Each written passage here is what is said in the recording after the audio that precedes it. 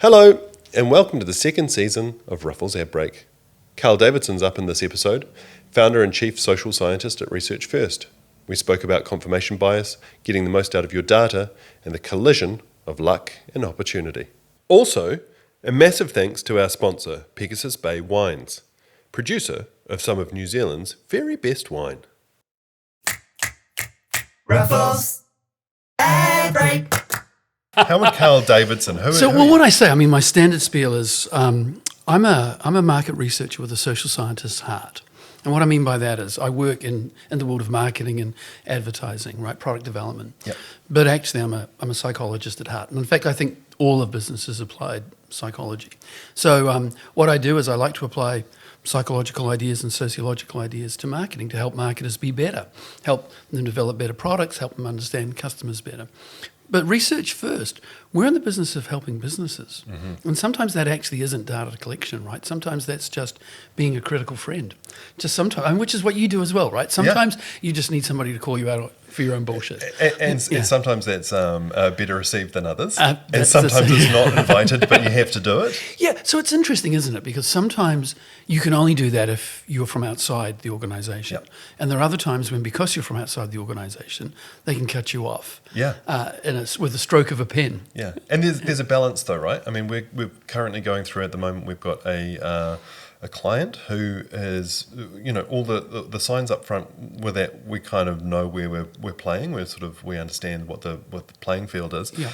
But after engagement, things changed sort of quite rapidly. Now, I'm not sure if that's to do with the fact that it's the end of 2023. Yeah. A lot of people have had a big year this year. Has any key staff changed? Because I'm sure one of the things everyone's telling you is it's one thing for me to form a relationship with us CMO, right? And then if that CMO changes and suddenly she has very different ideas. The interesting thing is there that it went from being a very cohesive single point of contact through an account manager, and then it went to a creative director, and then it went to a designer, and then everybody was talking on different channels and having different conversations, and the hierarchy. Even though I'm not hierarchy exists. I'm not a massive fan of it in a traditional way. But there was no delineation of power. This would be a different conversation for another conversation for a different day, but I'd love to talk to you about scale and creative, right? Because if you think about great campaigns or great ideas, they often seem like they belong to one person. Yeah. And the more people you bring in to second guess and deconstruct, the worse it gets. So that's reflected in our practice now. Like if we do concept testing, we're not there to get 8 people to say, oh, Ruffells should make the logo big or change the colour to red. We're like, what are the associations you have with this particular brand presentation, right? And what about this one, right? Yep. And that's it. Because you know what? You guys are not the creatives. We've got those, and they're good at what they do. That's fantastic. Yeah. That's fantastic. Thank you very much for vocalising that, because I think that's one of the things that I'm having. There's a lot of conversations at the moment, which is sort of death by 1,000 emails. But to be fair, I think engineers would say the same thing. I think product development engineers would say, by all means, show our product to potential customers, but for God's sake, don't get their feedback. There's that great Simpsons episode where, Homer gets to design the car, which turns out to meet nobody's needs apart from his. Yeah. Now, what was your background? How did you grow up?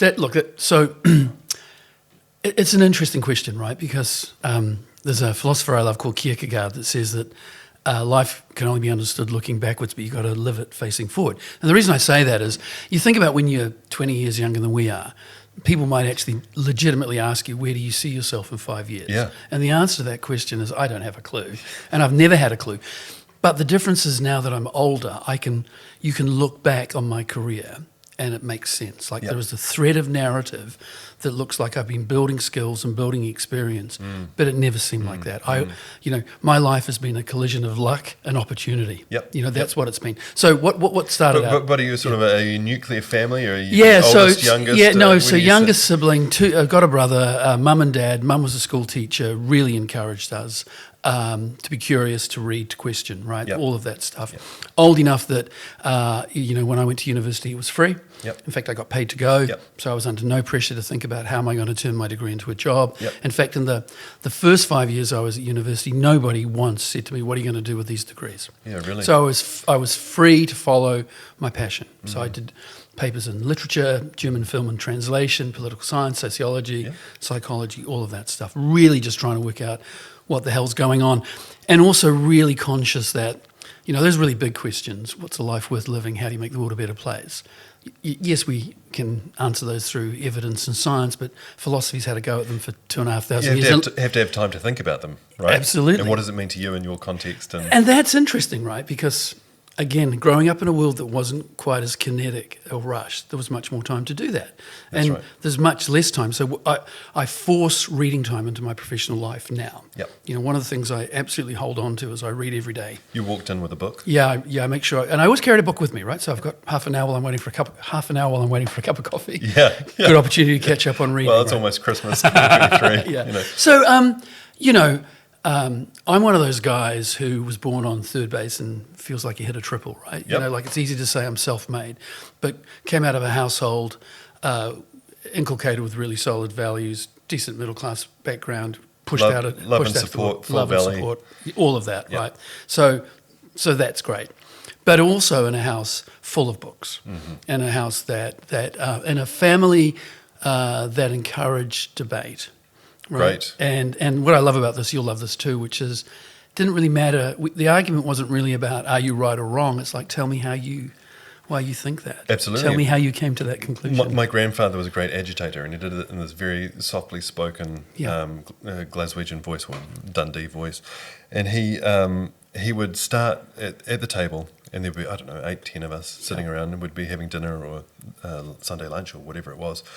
And he would just guide the conversation in one direction. It could be any number of things, something current. Yeah. And then he would throw a different angle on the table and look at one of the grandchildren to pick that up. And then at the end of it, and sometimes, these would go on for 2 or 3 hours, these sort of debates, and people got quite heated, But all with love. But you're getting schooled in the Socratic method from your granddad. And at the end of it, every single time he would close with, well, what can you do? Oh my God. Oh, I like that. That was it. So what this talks to is what psychologists call cognitive humility, right? We're educated, successful people, but actually always allowing for the fact that we might be the ones who are wrong. And that great idea that I love, right, works as well in marketing as it works in philosophy. Everybody is trapped inside ideas they already have. Yep. Right? So getting people to change their idea or allow the possibility that their idea could be modified, that's the real skill of our job. Cognitive bias. I mean, oh my God. How do we get past that? Yeah. So the thing about confirmation bias, as you know well, right, is you process confirming evidence twice as fast. Yep. Twice as fast. Yep. So the rule Actively there, look for it. Yeah. So the rule there, right, is if it feels too easy, be on your guard. Like if you like the idea, if you like the argument, so that's called processing fluency, right? Mm-hmm. We look for ideas that we can process fluently and easily. Yep. The trick there is if you find an idea and you like it immediately, that's because it's reinforcing your bias. Yep. Immediately be on your guard. Yeah, too comfortable, get out. Too comfortable, right? Absolutely. That's right. I think that's one of the big things about if you're marketing any product or trying to build a brand or what have you. If it's too comfortable, then something's off. Yeah. And I think part of the time or part of the problem that we have, with some clients, and actually we've just made the decision to not engage with a client because. We know that they need more help. They're at the perfect point to jump off and grow. They can't leave it alone because their ideas, they've worked so hard to get their brand to where they wanted it to be, but they haven't been able to shift the goalposts. Yeah, so that's fascinating, isn't it? Because I think we might have talked about this elsewhere, but because in general marketers aren't at the top table, they're not around the board. Yeah. It's often hard for marketers to genuinely align what they're trying to do through their marketing plan with the strategic goals of the business. Mm-hmm. And then we're an insights company, so we work with guys like you and marketing people. So we have to work within those constraints. But when people come to us and they say, well, we want to know X, Y, and Z, we're like, well, what does success look like? Yeah. And I don't want success to be, like an intermediate thing. Like, what's the big picture? What are we trying to do here? Yeah. Do you find that difficult locally? Because yeah. Well, no. So let me rephrase that. Yes and no, right? Mm-hmm. So locally, what you have, in the same way that you guys do, is we've got some really good enduring relationships where people trust us, and where we have that real depth of trust, we can say, "Hold on a minute, you are leaping, you're making 3 or 4 huge leaps of faith here, and now you're looking for science on the 5th leap. Why don't we go right back and let's just test those assumptions?" But where there isn't that trust, It often feels like, this is a terrible metaphor, but when you run an insights company, it often feels like you're a sex worker. People just throw money at you, right? Yeah, right, like, right. Marketers come to us and they say, we want to do a survey of this, we want a focus group of this, here's the money, and we'll design the questionnaire. And we're like, why are you coming to an insights company? We're the specialists in A, the method, and B, the instruments. Why on earth would you want to tell us how to do this? Yeah, It's that's right. absurd. That's right. There's a quote, I forget who said it, but he said, success is like being pregnant. Nobody knows how many times you got fucked.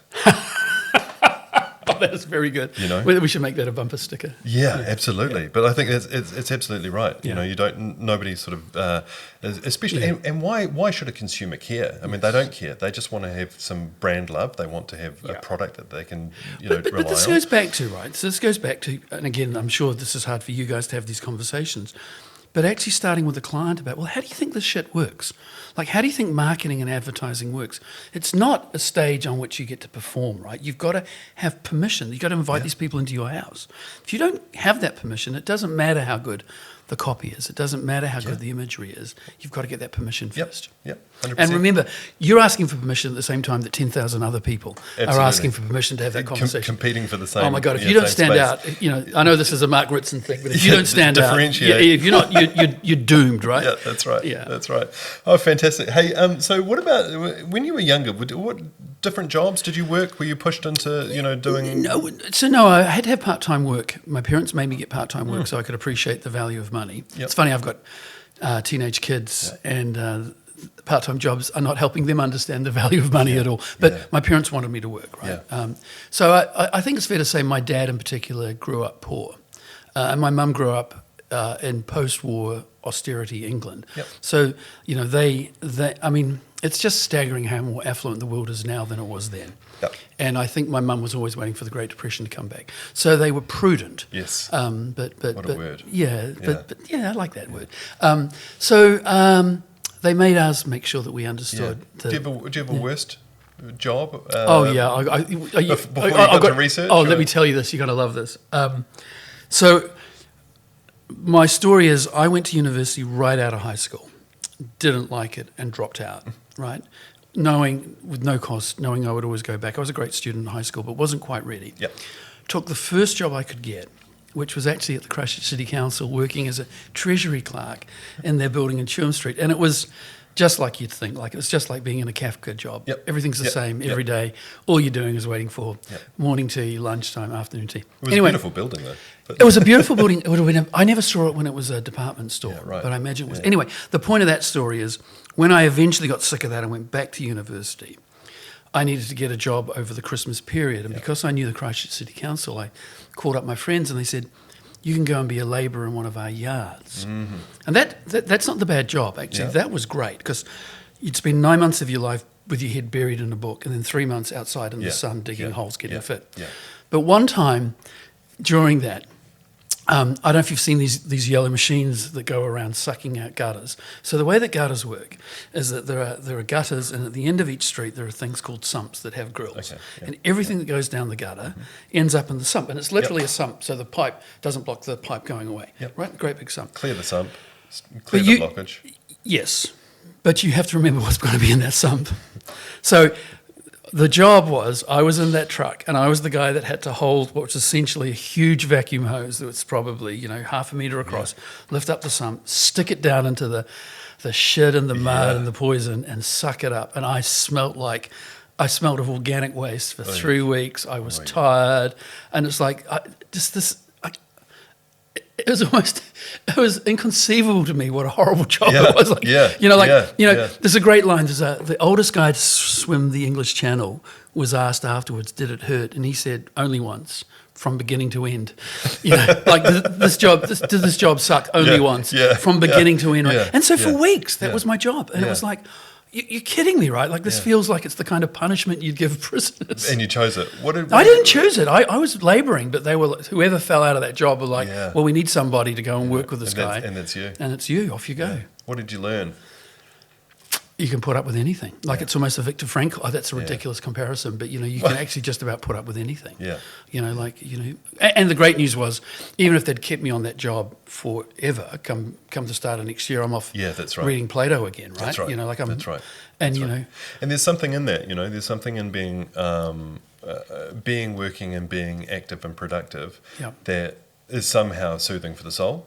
yeah, there is, and so that that just stands out because it was just so horrible, right? Yep.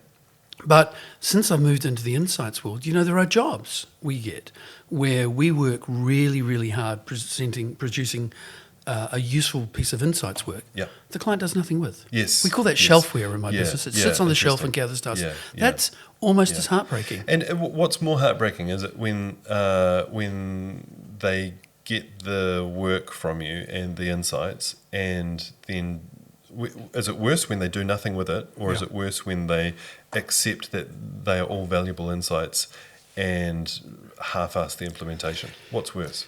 Yeah. Well, so to be fair, the second is what really happens with almost all the policy work we do. So almost all the government policy work we do, because policy moves slowly and the people that we work with have limited ability to actually impact the mechanisms of policy or the structure. Yeah. We might highlight a system that's failing, give them some simple things they can do, and then some fundamental change that needs to occur over time, right? Yep. So if you think about, I don't know, how to reduce family violence in New Zealand, we've worked on that question a number of times. Or one that's not so controversial, how to get more people in public transport. Great idea, right? But it's a systemic problem, Yep. and it's a wicked problem. So we end up doing the small things, run the campaigns, take away the fares, whatever, right? And you're like, yep, but that's not going to solve the problem. It's not getting to the fundamental problem. So that I don't mind. Because that's really a conversation about complexity and wicked problems. Yep. But, when clients come to you and you answer their question and you point out that they're doing something that could be easily fixed and they choose not to do it, Yeah. that's heartbreaking. But it's a business, right? At that point, it's you've It's been never contracted. a business. No, come on. It's never a it business. never is. I mean, it never is. It's funny you say that because when we grew significantly, one of the things that happened after we grew significantly is that the quality of our products went down. And they didn't go down a whole lot, but it just became an industrial process, Yep, right? So yep. I guess what I'm saying is once we grew significantly, we had to move to a paradigm of quality control, not quality assurance, right? Because it's no longer a small number of senior people that are baking in quality. It's Yep. making sure the process has got quality over the top. Yep. And as a way of fixing that, we started putting the researcher's name on the reports, Interesting. right? So Yeah. they took ownership of it. Yeah. But also so it exists beyond them, right? Yeah. And so, it's a business, and yes, we have to make money, but it's never just a business. It's never just a business. No, No. right? I mean, would you ever just go through the motions? That's a really interesting one. Would I ever go through the motions? I certainly have, but not because I intended to, but because after engagement, the thing that we thought we were engaging on had changed. Right. And it's not necessarily about a human in that case. It's that maybe the market changed, or maybe Yeah. there was something where, so if we've done government work, Yeah. typically, for us anyway, that there's a drop dead date where there's a delivery. Yeah. And we might have 3 months before we have to do that, and that's fine. But we're reliant on them to give us our contributors, Yeah. because it's quite sensitive stuff. Yeah. And it doesn't come, and it doesn't Right. come, and then you get squeezed You so that just the do- deadline yeah, date you doesn't just- yeah. change, and then you just service that Yeah. requirement, because you've committed to do it, and you don't want to let people down. And you promise never to work with them again. Well, out of that, Yeah. we no longer do government work. Okay. And we sort of generally shy away from bureaucratic organisations Yes. because there's not enough care and attention. Well, so somebody said to me, if you think about the nature of bureaucracy in general, this isn't a criticism of anybody. No. It's a criticism of everybody. The thing about bureaucracy, if you think about it, if they comply and never create, their life will be great. But if they're creative and they don't comply, they'll lose their jobs. Yeah. It does actually, compliance is far more important than being creative or doing something that stands out. Yep. So I was going to say, the thing about research insights is they really occur at 3 points, right? So there's what we call formative. So there's the work you do before you do something. Yep. Policy, product, creative. And that's the really exciting piece. Let's find out, what are the dimensions here? What are the underlying needs? Really good exploratory Deep stuff. dive. Yeah, great. This is stuff we do as the things in flight. That's usually called process evaluation and research. How are we doing? Do we need to temper it? Yeah. The bit where we have huge difficulties with marketing people in the creative industry is there's a bit at the end called the evaluative part, right? Which is, did it work? Yeah. And that's about focus on impact. Now that's where all that marketing science and an evidence base is often threatening to marketers that don't have sophisticated practice, right?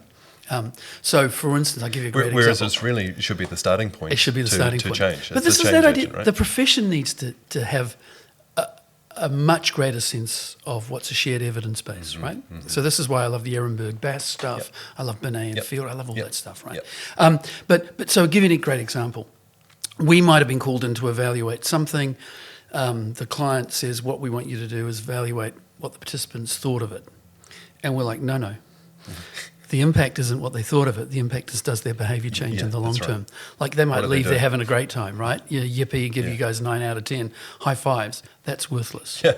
If the impact framework says what we're here to do is change their purchasing behaviour, change their attitudes, change their social behaviour, asking them how they feel about the campaign is pointless, right? What matters is does the behaviour change? Yeah, that's right. So that's the stuff that really... Which is reflective on the bottom line, ultimately. Which is then how you keep... Well, so why don't more marketers and creative companies index their fee to the uplift in sales? If they genuinely believe that their campaigns will move the needle, I don't know. Why don't you go, just give me a share of the uplift? Well, because the real point is, I was thinking about this yesterday. I was thinking about saying to a client who we were... probably had a misaligned expectation of what we were presenting. Right. But we went and had a chat with them, and I almost said, if you don't see the benefit of our work, you don't pay for it. Right. I like that. I was kind of pissed off. I know. And it's like, but at that point, then I have to back it, and I'm going, am I making this call because it's December 2023? Right. I'm just fatigued, right? Or do I mean it? And I think part of it, probably both. Yeah. Probably because there's nothing to lose because I've already lost the client or we never had them. Well, so think about it in a different way, right? Like if you worked with more startups, and you may, I don't know, right? But I know some people that work with startups. We work with startups. And the way they essentially they discount their fee and then they take a little bit of equity, right? So they're saying we're actually on this journey with you. So you're going to have to cover our costs, but actually if this works the way we think it works, we want to share the upside. Yeah, that's right. I'm all for that. Yeah, well, having the conversation is one thing. When it comes to payday, it's a different story sometimes. Do you remember the first piece of work that you did in research or insights-based work, which either that you went to market or was successful in market or that you had a really, really good experience or outcome with? Yeah. So remember, I was an academic for a long time, but I got better. The good news is I was a young recovering academic. I was a very young academic, and I worked for a social science research agency, and they got some money. So this must have been 1993, right? So they got some money for the centenary celebration of suffrage. Yep. And so one of the ideas was, we'll just do a little study about women in part-time work. Right, fitted beautifully with the institute I was working at. They were really interested in changing nature of work. What that piece of research showed was it showed there's a great model in work called core and periphery about how there are people in the core of the workforce and there are people on the periphery of the workforce. And once upon a time, and I think the assumption that had helped fund this piece of work is whoever's working part-time is freely choosing part-time and will move into full-time work as needed, right? So it's a staging post. Either you're young or you've backed off to have kids and you'll come back in. What this research shows, that wasn't the case. There were thousands of women in New Zealand who were unwillingly working in part-time work because the policy settings were such that they couldn't juggle their lives and full-time work. So it just blew up, right? Suddenly it's like, Jesus, it's 1993 and here we have another gendered issue around the structure of work, right? This one was about, and it's like, oh, I love that. Yeah, great. And great. So that was great. And I was young, and the woman I wrote it with was young, but we turned that into a book and, it was great.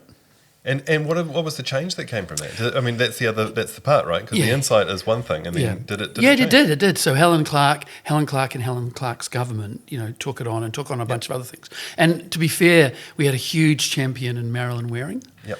And Marilyn Waring. So this is funny because Marilyn Waring knew the conclusion before we interviewed her, right? before we'd got the evidence. Yep. And she was like, no, you're going to find out that things are nowhere near as rosy as you think. 100 years of progress doesn't look like 100 years of progress. And we were both young going, no, that can't possibly be true. Yeah. I was like, oh, Marilyn, Well, you're I right. mean, often what happens is there's an event or there's a shift in the paradigm, and then everybody cheers for it. And they go, "Yay, we've done something," and then we forget about it. Then we forget because about life moves on. Well, but that's when the hard work starts. Yeah, absolutely. Well, it's where it should start. Yeah, right. Yeah. No, that was great. But honestly, in the commercial world, we've told people not to launch products. We've helped brands understand what's really driving consumer behaviour. Yeah. We formed some really great relationships. We do a lot of work in the ag sector. Yep. And I mean, alongside that, one of the pieces of work we keep doing is to demonstrate there really is no urban rural divide in New Zealand, which is great because if you watch the media, you think there would be. Yep. We've been doing some amazing work in the Pacific that I talked about before. Yep. We're doing some amazing work with innovation. Yeah. We worked with Larry Page's company on the autonomous electric flying taxi. It's just cool Yeah, shit, that's right? cool. I mean, part of what it's Yeah. probably the same for you, but what I love about this career is it's never the same. It's never the same. It's never you the don't know same. what it's going to be. Yeah. So, what is it that you want out of the work that you do? Well, I'm insatiably curious. Yeah, Right. I can see that. And I just like learning stuff.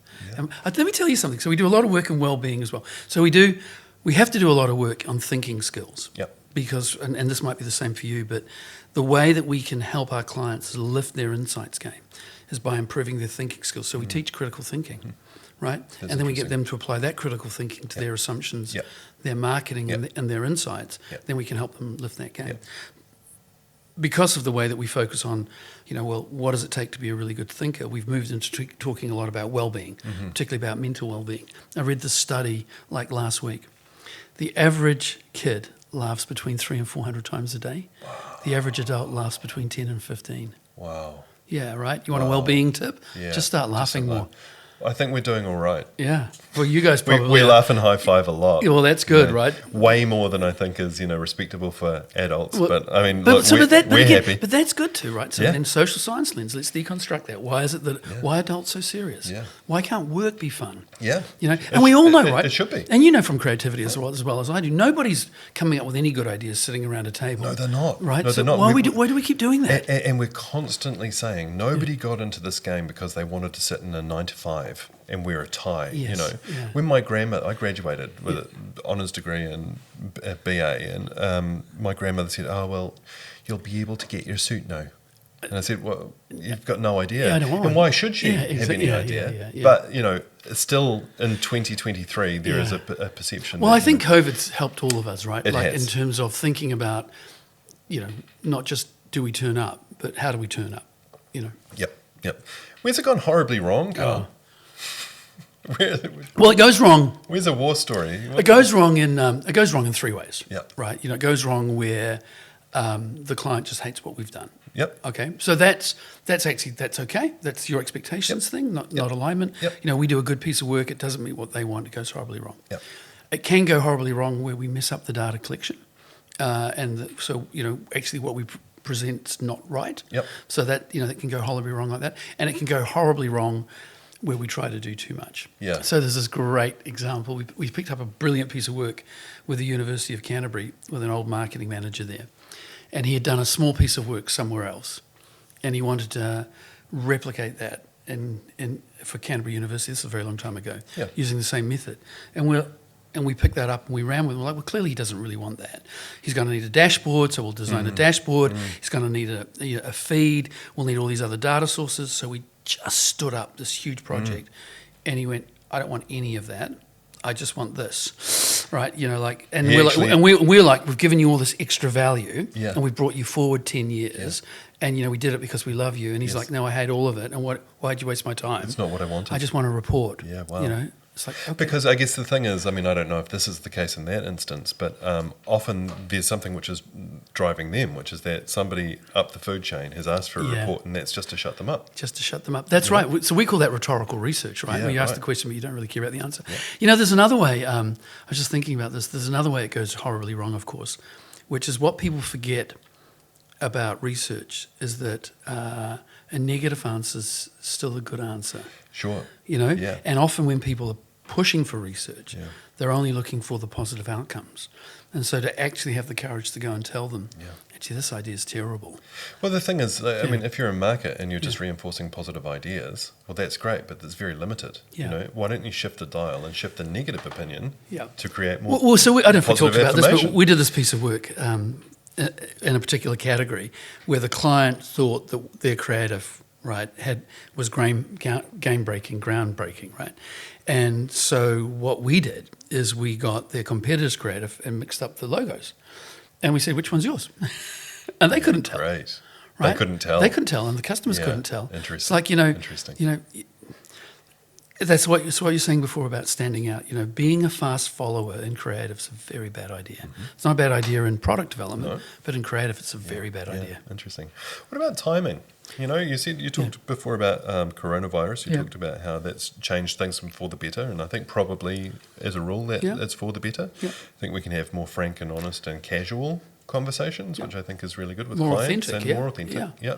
And somebody sat in that chair a couple of days ago, and she said it's now acceptable for a child to be crying in the background or a dog to be barking. Exactly. Whereas 3 years ago it wasn't. It was still. We had to pretend that somehow we didn't have. We came to work and our lives went on hold. Yeah, that's right. There was the Von Trapps. Well, it's even worse than that, right? So if you think about, so there's a guy called Dave Saul that you might want to talk about sometime. He's a leadership guy, but one of the things he talks about is workplaces and work design hasn't kept up with psychology, right? And so, and his point is, imagine if we designed a genuinely psychologically sophisticated workplace. I'll give you just two examples. One is psychologists have known forever that if you pay somebody to do something they love, you undermine their intrinsic motivation, right? So think about every workplace that adds a bonus for you delivering, right? That bonus is going to undermine your intrinsic motivation and love of the work. And in the end, you only do it for the money. Makes That's sense. a terrible idea, right? Yep. Pay them the right amount of money to start with, set up the situation. Second one is, just think about you. Think about your work week. There will be days and times of the day when you are much, much more creative than you are at other times. And yet, if you think about looking at your diary, if you were salaried, the assumption would be, I get the same you at any hour of any day. Yeah, and absolutely. That's clearly a nonsense. It's bollocks. It's a complete Absolute bollocks. bollocks, But that's how the world works. Yeah.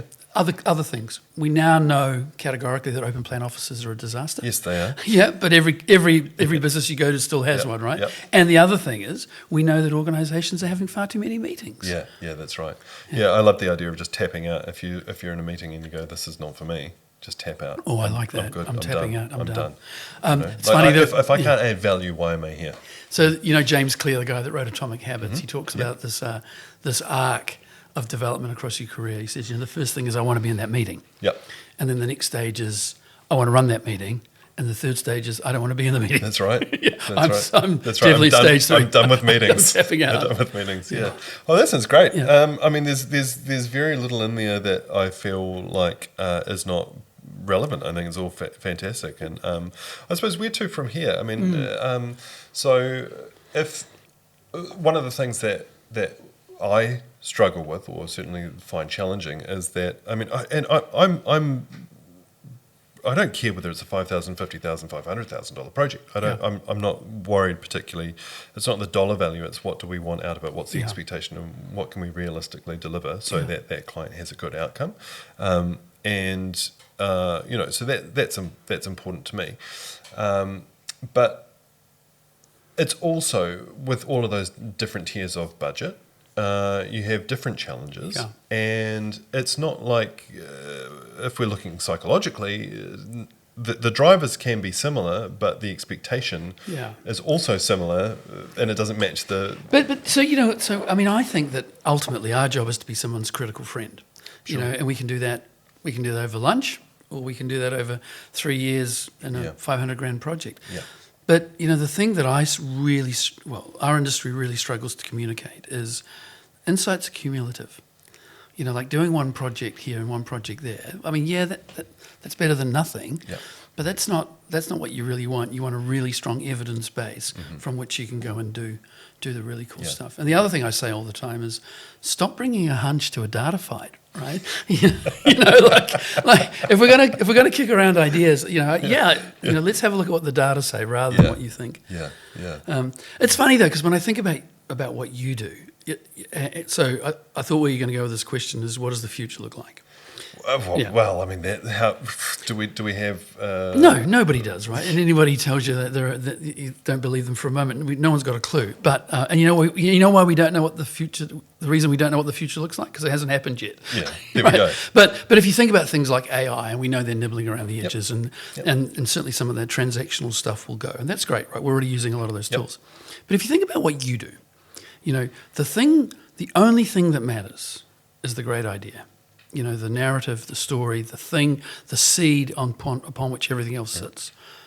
That's never going to be taken away from you. Or giving somebody the courage of conviction to follow through. Yes. Permission. Yeah.